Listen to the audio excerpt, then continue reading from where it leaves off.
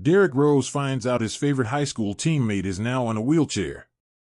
Before we get into the story, comment below where in the world you are watching from today, and if you like this story, don't forget to subscribe.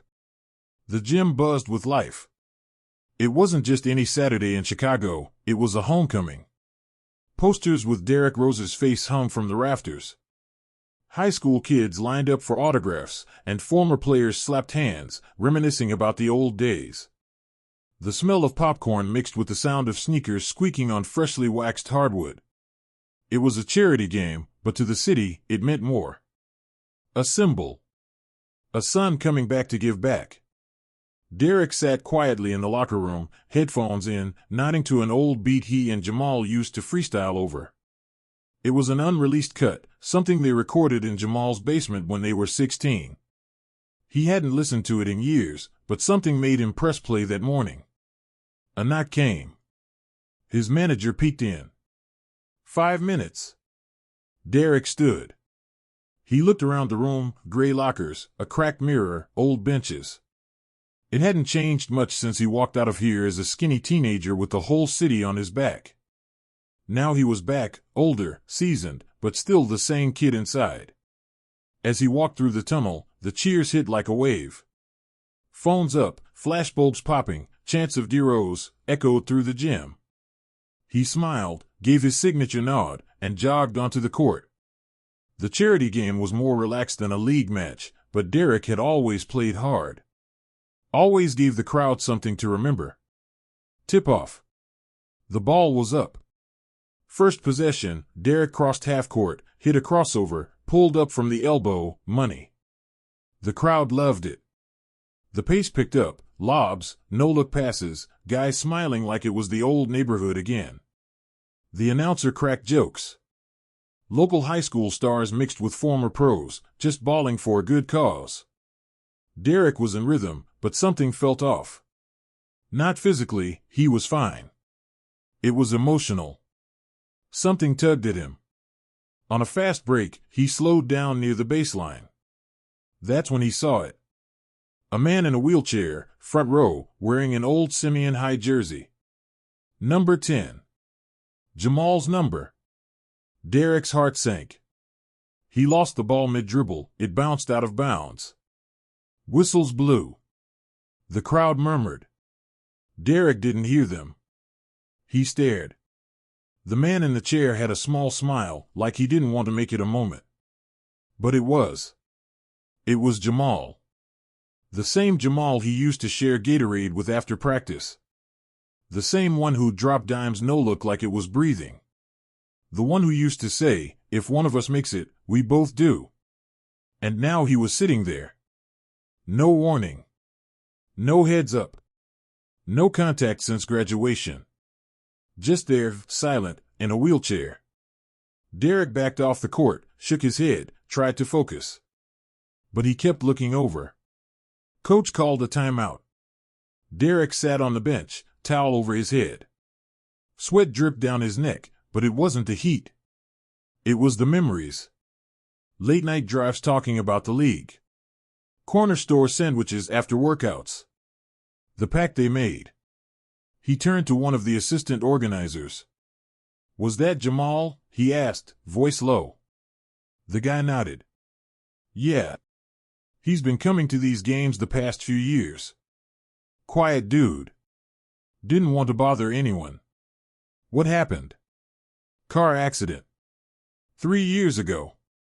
Spine snapped. Lost use of his legs. Derrick blinked hard. Why didn't anyone tell me? The guy just shrugged. Didn't know you two were close.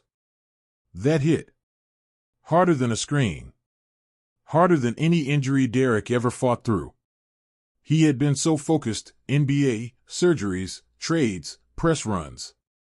Somewhere along the way, he'd lost more than time. He'd lost people.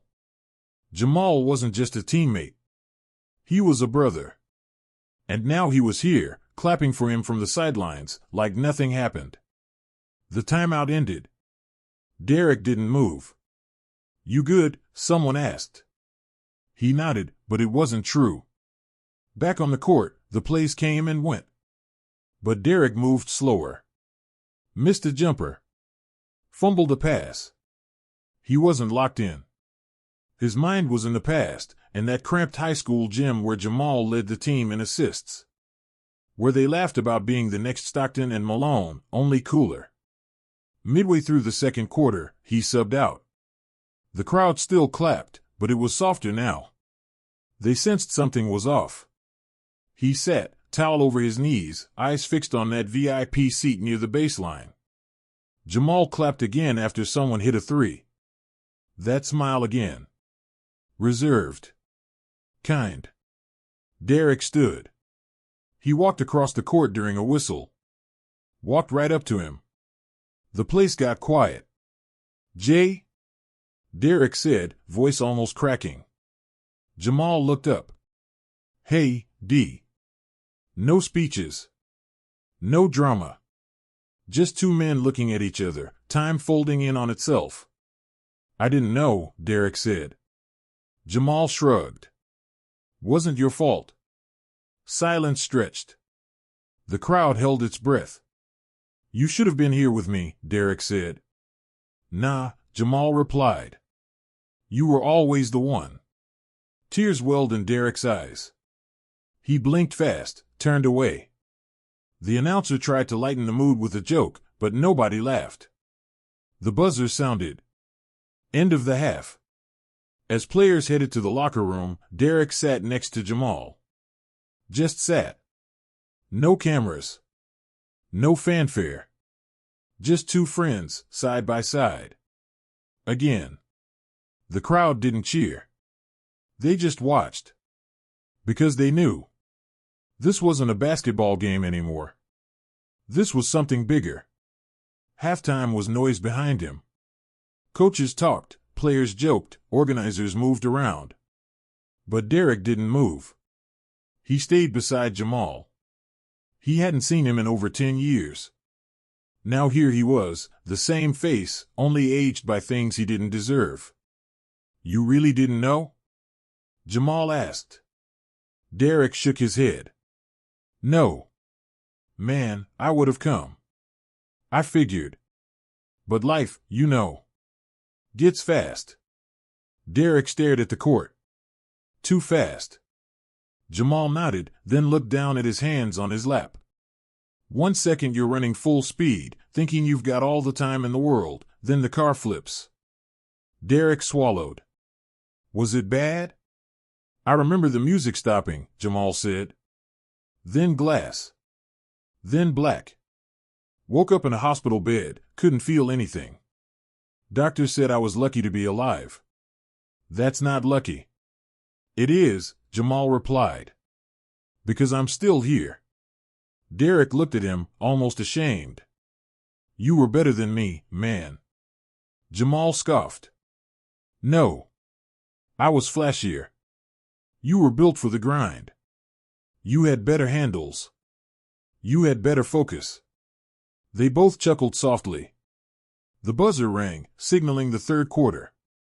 Fans looked toward the court, but many eyes stayed on Derrick and Jamal. Cameras didn't dare zoom in. Everyone understood this wasn't for show. "You going back in?" Jamal asked. "Yeah," Derrick said slowly. "But not yet." He pulled out his phone and played the track again, their old freestyle. Jamal smiled when he heard it. "You still got that?" "Never deleted it," Derrick said. "Even after the 4th knee surgery. I play it before rehab sessions." Jamal looked touched, then masked it with a nod. "We were dumb kids." "Yeah," Derrick said. "But it kept me going." There was a silence. Comfortable, this time. Then Derrick stood. "I'll be right back." He jogged toward the bench, signaled the coach. "Sub me in." "You good?" "I'm not here to drop 40, Derrick said. "I'm here for something else." He re-entered the game. This time, there was no flash. He passed more. Moved slower. He wasn't playing to impress. He was playing like it mattered in a different way. And yet, something changed. The team's energy lifted. The crowd felt it. Derrick's presence, even without highlight reels, shifted the tone. He drove in, dished it out. Set a pick. Hustled on defense. Something raw, stripped of ego. Then something rare happened. Midway through the quarter, the announcer's voice cracked through. "Ladies and gentlemen, we'd like to acknowledge someone special tonight." Derrick froze. The announcer continued, "Please give a warm welcome to a Chicago legend in his own right. A player who lit up courts across the South Side. Number 10 from Simeon High, Jamal Tate." The crowd turned. People stood. Some cheered instantly, others clapped slowly as realization hit. Derrick saw Jamal hesitate. Then raise his hand awkwardly. A short wave. The place exploded. It wasn't loud like an NBA dunk. It was deeper. Like people were clapping for a story they never knew they were part of. Derrick walked over. Reached down. Held Jamal's hand. Raised it up. The noise doubled. Jamal tried to pull his hand away, embarrassed. But Derrick shook his head. "Let him see." Cameras snapped now. Someone live-streamed. Derrick didn't care. He whispered, "You should have been here with me the whole time." Jamal looked at him, serious. "I was." The game continued.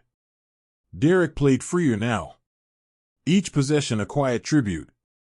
He called out plays, lifted teammates, looked toward Jamal between possessions. And Jamal? He looked proud.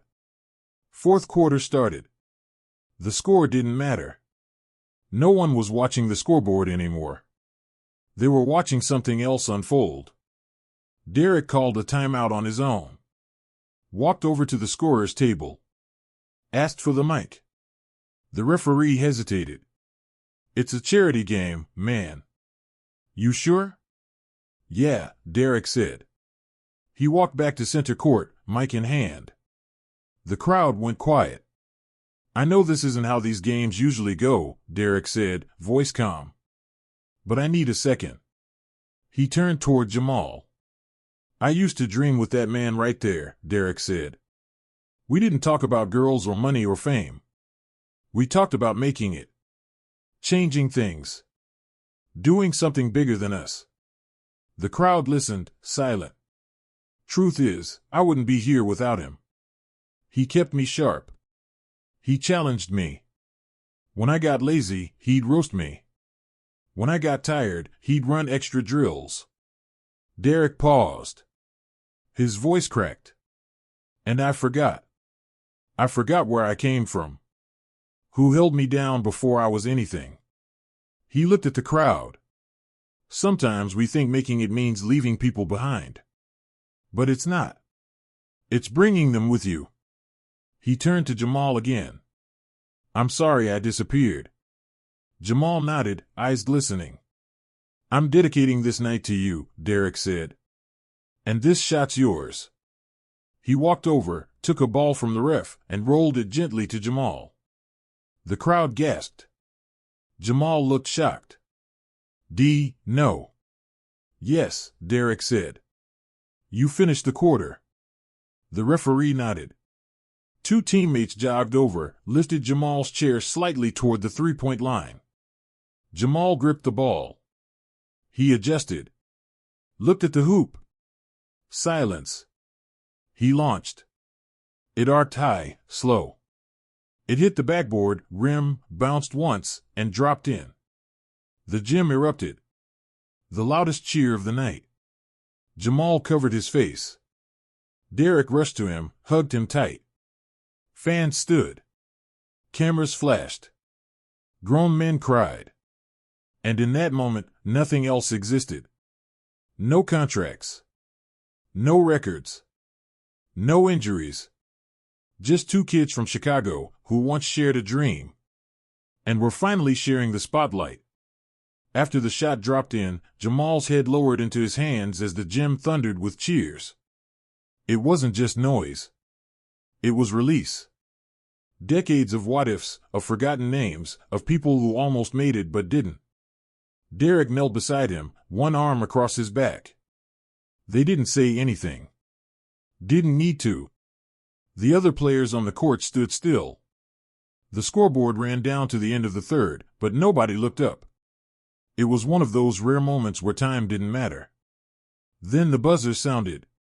It almost felt wrong, like an interruption. But Derrick used it.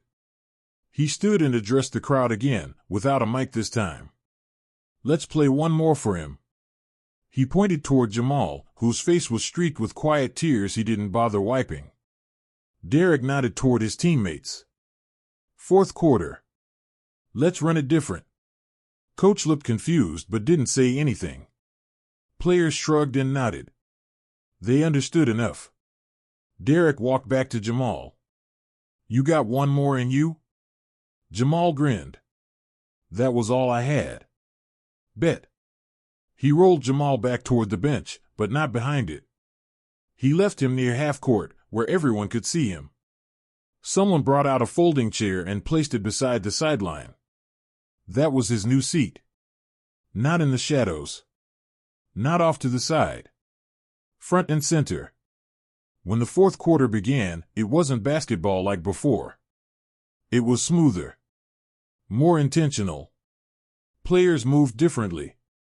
Less showboating, more connection. More ball movement, fewer isolation plays. Derrick orchestrated everything. He'd make a move, glance over to Jamal, then dish it off. On one play, he passed up an open jumper to feed a kid from the local high school team. The kid hit a mid-range shot, turned and pointed at Jamal before jogging back. It started spreading. One by one, every player acknowledged Jamal after a basket. Some fist-bumped him. One knelt and bowed before checking in. Even the ref gave him a wink after a whistle. The energy shifted.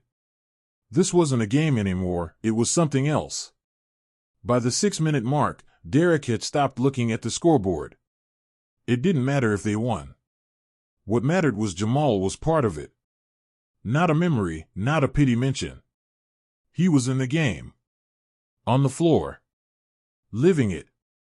Then came a moment no one expected.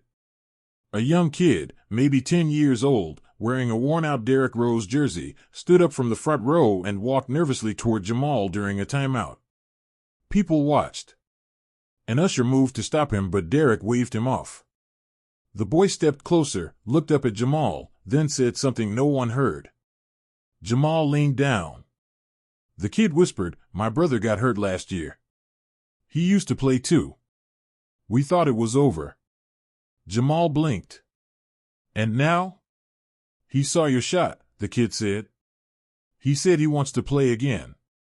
Jamal's jaw tightened. His hand shook slightly as he reached out and touched the kid's shoulder. "Tell him to play," he said. "Even if he never walks again. You can still play." The kid nodded, then hugged him without warning. The whole gym saw it. A kid looking for hope, and a man who didn't know he still had some to give. Derrick saw it too. He turned to the announcer's table. "Can we kill the last 2 minutes? Let's make this something else." The officials huddled. The game wasn't official.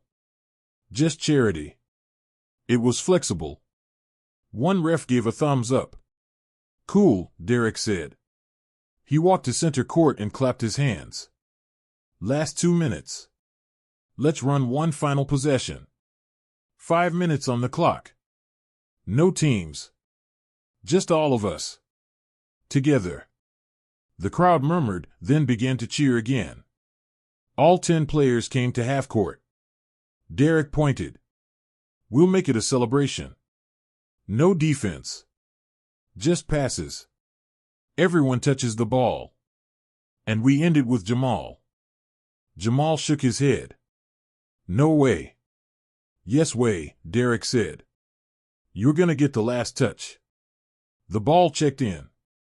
And they moved. Pass after pass. Layups missed on purpose to keep it going. Even the younger players understood. It wasn't about stats. It was about story. Derrick got the ball back with 30 seconds left. He dribbled to Jamal's side, leaned down, and said, "Let's end this right." He placed the ball on Jamal's lap. Two teammates wheeled him slowly toward the free throw line. The gym held its breath again. Jamal raised the ball, breathing hard, but smiling now. He pushed it forward with both hands. A soft, clean arc. The shot hit the front rim, bounced, and dropped. The crowd went crazy. But this time, the cheers were mixed with something deeper. People were wiping their faces, hugging strangers. A few clapped in silence, too overwhelmed to yell. Derrick stood still, watching. When Jamal's shot fell, he felt something lift, like a weight that had been there for years. He turned to Jamal. "You just won the game." Jamal smiled wide, more joy on his face than any championship could bring. Then the players rushed in. Jamal was surrounded. High fives. Slaps on the back. Someone lifted his wheelchair just slightly off the ground for a second before he laughed and told them to chill.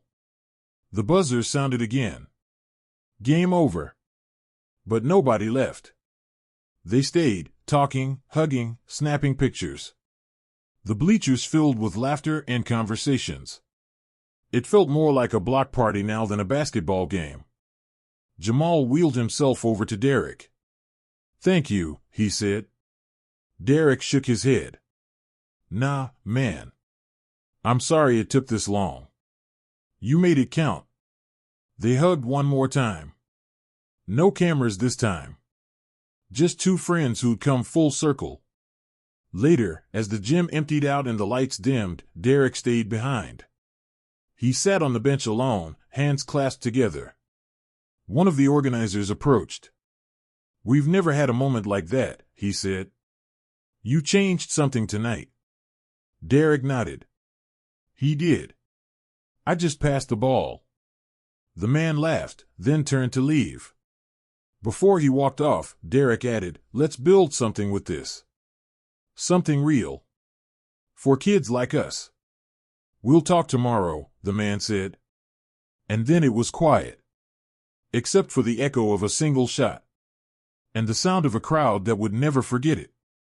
The next morning, the city woke up differently. News clips from the charity game flooded social media. Not the highlights you'd expect, no flashy dunks or deep threes. Just Jamal's shot. And the silence before it dropped. People reposted it with captions like, "Realest moment in sports I've seen in years," and "Derrick Rose gave the night back to the people." Derrick scrolled through his phone quietly in his hotel room, still in his sweats from the night before. He hadn't slept much. Something inside him had shifted, like he'd tapped into a part of himself he didn't know he was missing. There was a knock. His manager walked in with coffee and a folder. "You're not gonna believe the response." Derrick raised an eyebrow. "Every media outlet wants an interview. ESPN, Bleacher Report, even late-night talk shows. Everyone wants to know more about Jamal." Derrick set his phone down. "It's not about interviews. We need to do something real." His manager hesitated. "Like what?" Derrick opened the folder. Inside were rough sketches and notes he'd scribbled the night before. Ideas for a community center. A gym that's open to everyone, wheelchair accessible, music rooms, mentorship programs, job training, even a small studio for kids to record in. "Not just a court," Derrick said. "A place where kids like us can stay safe. Dream bigger.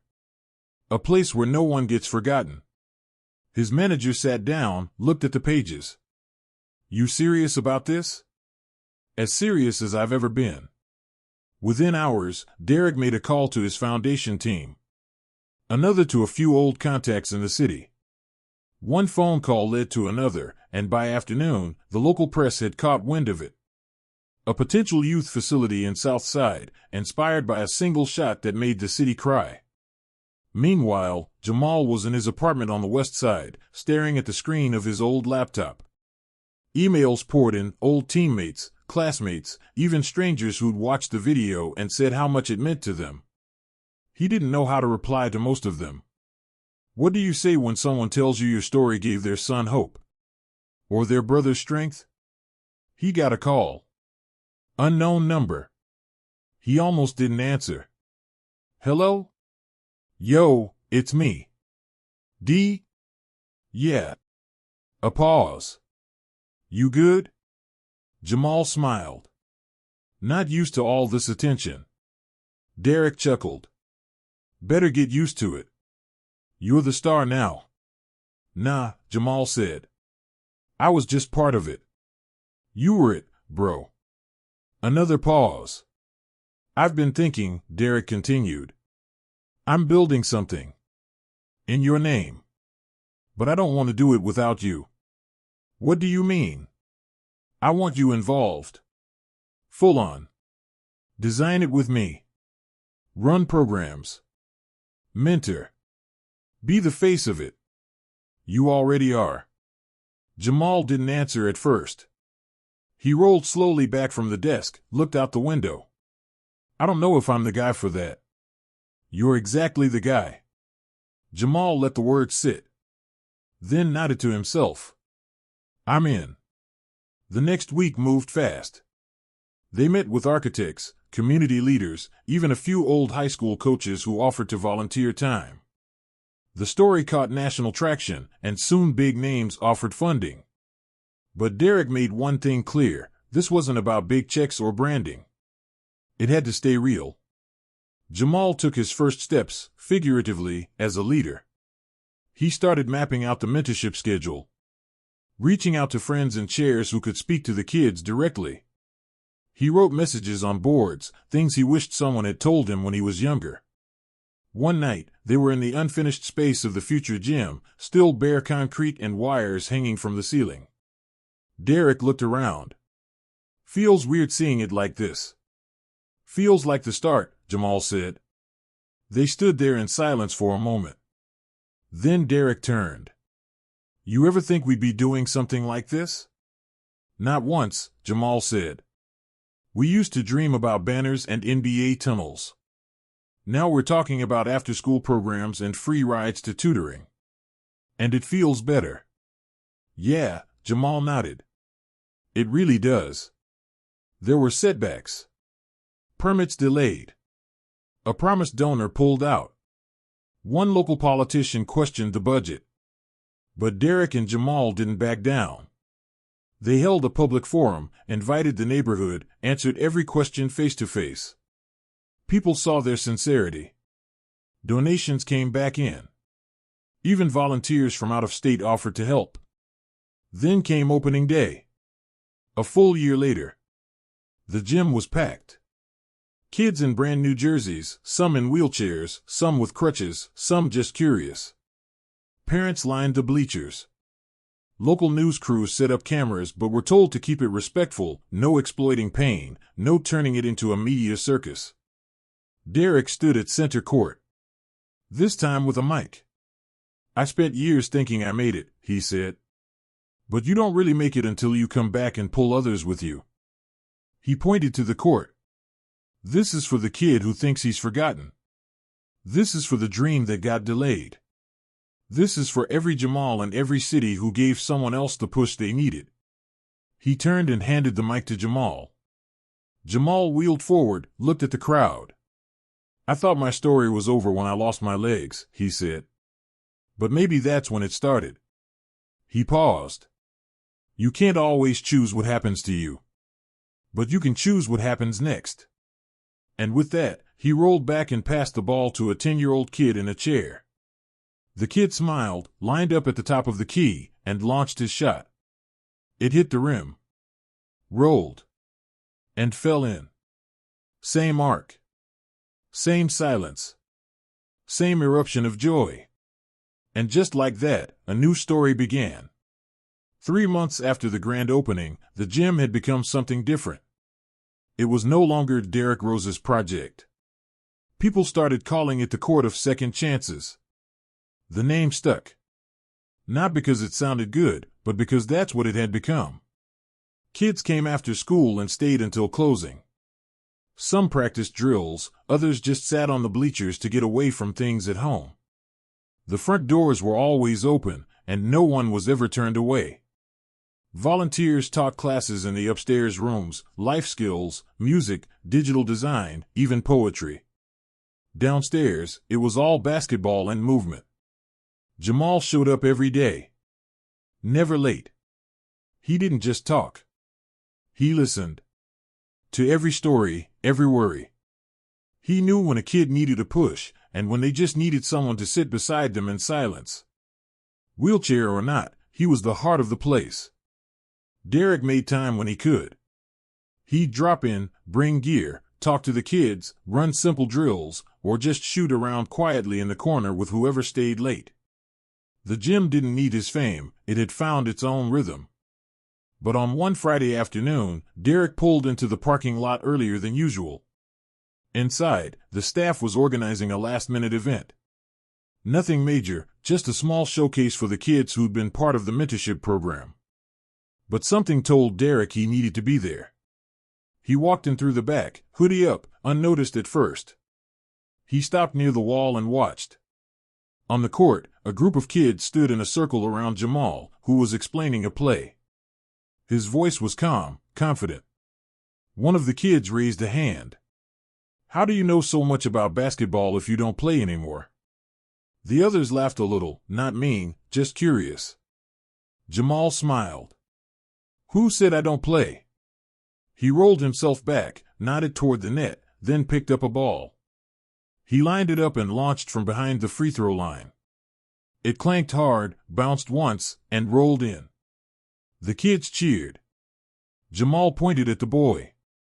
"Don't ever let someone tell you what your limits are." The boy nodded. "You're like a coach." Jamal looked around. "I'm not a coach. I'm just someone who didn't stop showing up." Derrick smiled to himself. He stepped forward, and the kids noticed him. Their eyes widened. One kid whispered, "That's him." Another said, "Yo, DeRose." Someone ran to get a ball and a marker. But Derrick waved them off gently. "I'm just watching today."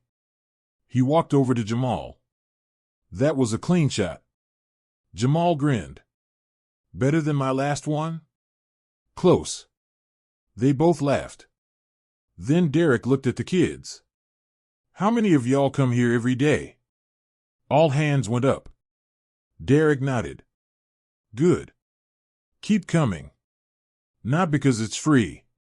Not because it's fun. Because this place is gonna give you what most places won't. Time. Space. People who listen." A girl raised her hand. "Can we make a team?" Derrick raised his eyebrows. "You mean like a league?" She nodded. "Yeah. A real one. With jerseys." Jamal looked over. "You ready for that?" The girl nodded. "We're already a team. We just want the name." Derrick turned to Jamal. "What do you think?" Jamal smiled. "Let's do it." By the next week, Second Chances had their own squad. Co-ed, mixed abilities. Anyone who put in the work made the cut. No tryouts. Just effort. Local businesses started backing them. One donated uniforms. Another paid for transportation. When the league finally started, the team wasn't flashy, but they were different. They played with purpose. Win or lose, they played like something bigger was behind it. After their first season, they didn't take home a championship. But they did take home something else, respect. Other teams started staying after games to shake their hands. Some kids who dropped out of sports altogether asked if they could join next season. The crowd started to grow. Jamal became the face of the team, and the court of Second Chances became a symbol around the city. One morning, Derrick walked in early and found Jamal sitting alone at half court. "You okay?" he asked. Jamal nodded. "Yeah. Just thinking." "About what?" "About how everything we used to talk about back then, it didn't happen the way we imagined." but I think it turned out better. Derrick sat down next to him. Yeah. I used to think making it meant walking across a big stage, holding a trophy. Now I think it's this. Jamal looked around. Same. There was a moment of silence. Then Derrick said, "You ever think about coaching for real?" "I already am." "No, I mean, taking it up a level. Maybe next year, I help get us a real tournament going. Not just local. Bring kids from other cities. Let them see what this place is about." Jamal considered it. "That'd be big. You ready for that?" Jamal smiled. "I didn't come this far to stop now." Derrick grinned. "All right then. Let's go build something bigger." Later that evening, the gym held a small celebration. Not for a win. Not for a headline. Just to mark 1 full year since Jamal's shot. The gym lights dimmed. A short video played, clips of kids shooting, laughing, practicing, falling, getting up again. At the end, the screen froze on Jamal's shot from that charity game. The arc, the silence, the drop. The crowd stood and clapped. Jamal rolled up to the mic, took a breath. "I used to think the biggest thing I'd ever do in basketball was make a shot," he said. "Now I know, it's making space for someone else to take theirs." The room erupted in applause. Derrick stepped up beside him, held out a ball. "Want to take another one?" Jamal laughed. "Let's do it." He rolled to the top of the key, took the ball, launched it. Swish. The crowd cheered, but this time, it wasn't about the shot. It was about the story. The pain that didn't win. The dream that didn't die. And the friend who came back. For good.